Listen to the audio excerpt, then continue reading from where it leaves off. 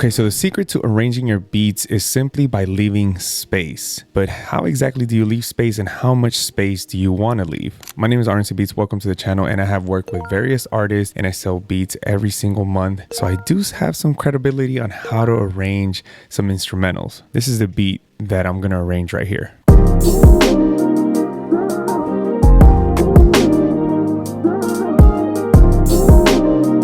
So right now, this beat is doing a lot. It has a lot of different melodies playing throughout this 4-bar loop. Even though it doesn't sound terrible, it is very busy, and I'm going to explain why in just a minute. Right off the back, the melody, obviously, we're not going to start off with drums. Most of the time, most of the beats that you're going to make, you're not going to start off with drums. So we want to just go ahead and highlight all this right here, delete that, and then we go ahead and listen to it to see how it's sounding now.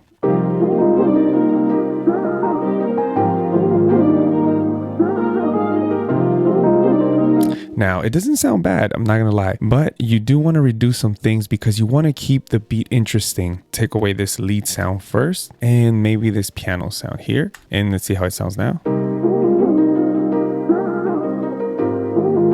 Way better, a lot cleaner.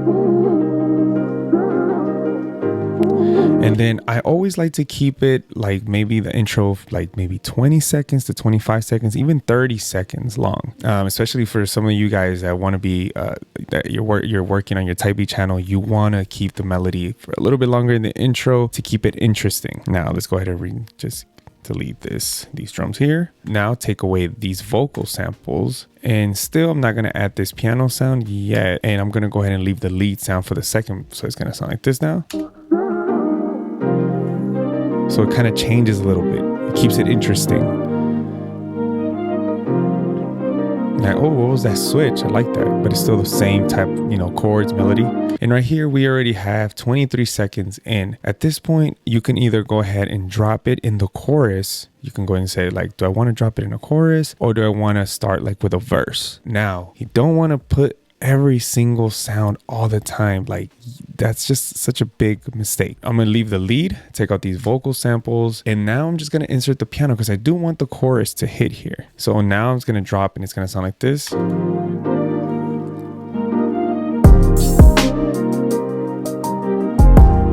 Now piano made a difference in this.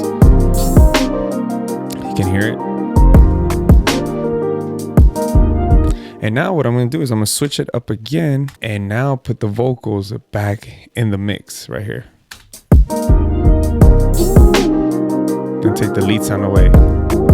And that way it keeps the beat interesting.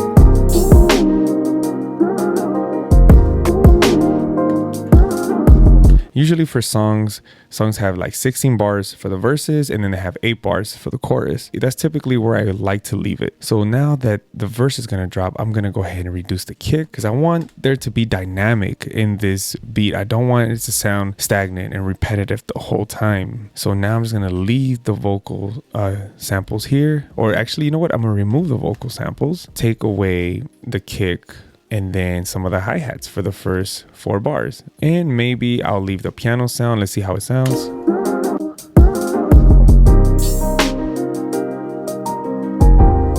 And it still sounds too busy, to be honest. So I'm gonna take out the piano sound actually and just leave that first. And I'm just gonna go ahead and leave that there by itself with the pad sound. That's way better, cleaner for the verse. The artist can tell, okay, something dropped, it was drastic, like a drastic drop. And now we're gonna eliminate all this. I'm gonna bring the kick back in the next 4 bars and start adding the melodies slowly back in. So I'm gonna go ahead and add this piano again. It keeps the beat interesting, like, oh, another melody came in right now.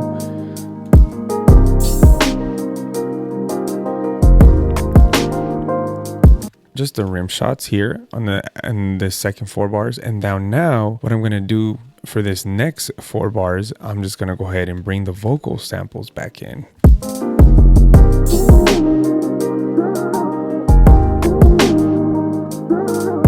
And this is exactly what I'm going to do at the end. Watch this. Now what I'm going to do is I'm going to remove the hi-hat. Now there's going to be a difference. Look at that. A lot of space.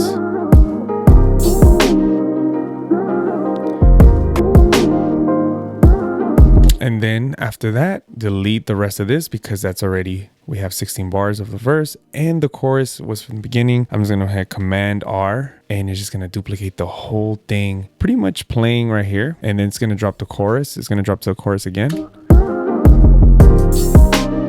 There we go.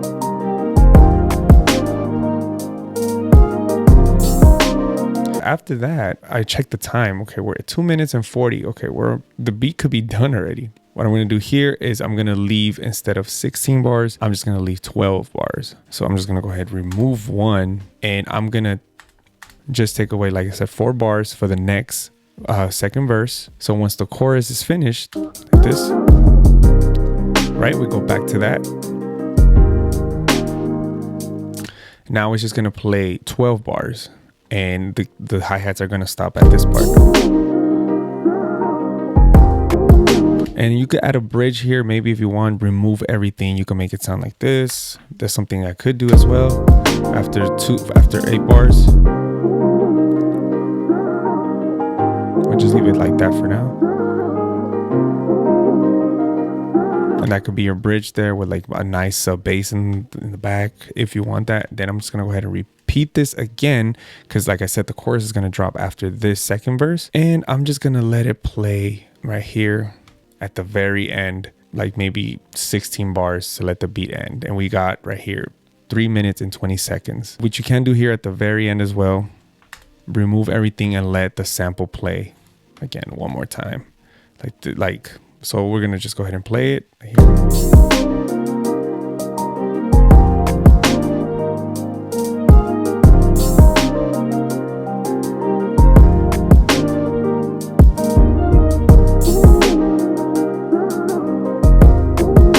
And then the whole beat's gonna play, right? Then the chorus right here. Most of the time, the artist just lets the beat play for like the next 8 bars to end the song. Then it plays the melody at the end. At the very end, you could already add like everything, honestly, the very, very end right here. And we have a complete of 3 minutes and 20 seconds. Super, super easy. Now, something I do like to do, and I'm gonna go into the R&B Madness kit here. If you haven't grabbed that yet, link is down below to get all these drums. I'm gonna go ahead and use a crash sound. Look for something subtle in the verses, and so then just the artist can know like, hey, the beat just dropped here like this. So it just goes from very subtle, it adds more dynamic, and then for the verse you hear a slight crash. See, just nice crash. And you just go ahead, copy and paste this the whole way through again. And you just copy and paste it again here. Just, you know, for the choruses and the verses. And you're pretty much done with the beat right here. If you want to stick around, I'm going to just go ahead and play this beat and you can hear it. And if not, well, anyways, thanks again for watching. Let me know if you enjoyed this tutorial and if it was helpful. It's definitely a lot different than my last videos. But if you want to see more videos and more tutorials, go ahead and click on this next video right here. Till next time, God bless. Peace.